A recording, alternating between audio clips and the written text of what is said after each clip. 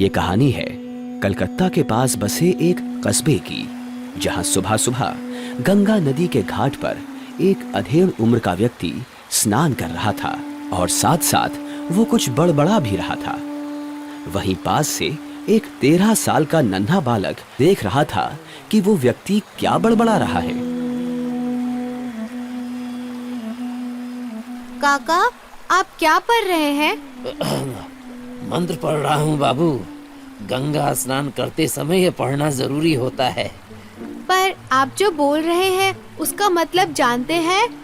अरे नहीं बाबू, बस पंडित जी ने कहा है ना कि वैसा करना पुण्य का काम है।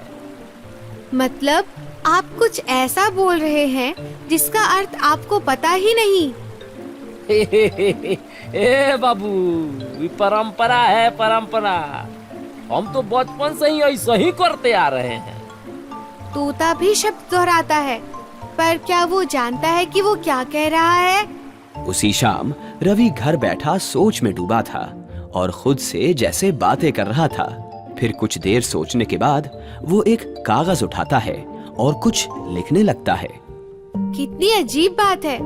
हम कुछ चीजें बस इसलिए करते हैं क्योंकि बाकी लोग कर रहे हैं, लेकिन अगर हम नहीं जानते कि हम क्यों कर रहे हैं तो उसका क्या मूल्य? सच्ची भक्ति वही है जो समझ से उपजे। अंधी परंपरा आत्मा को ज्ञान नहीं देती, बस उसे जकड़ लेती है।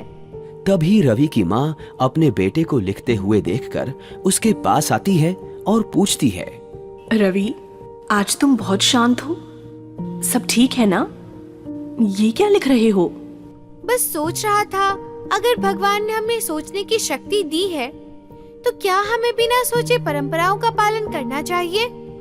तुम सच में बहुत गहराई से सोचते हो बेटा। तुम्हारी यही सोच तुम्हें एक दिन महान बनाएगी। माँ मुस्कुराते हुए अपने बेटे को गले से लगा लेती है।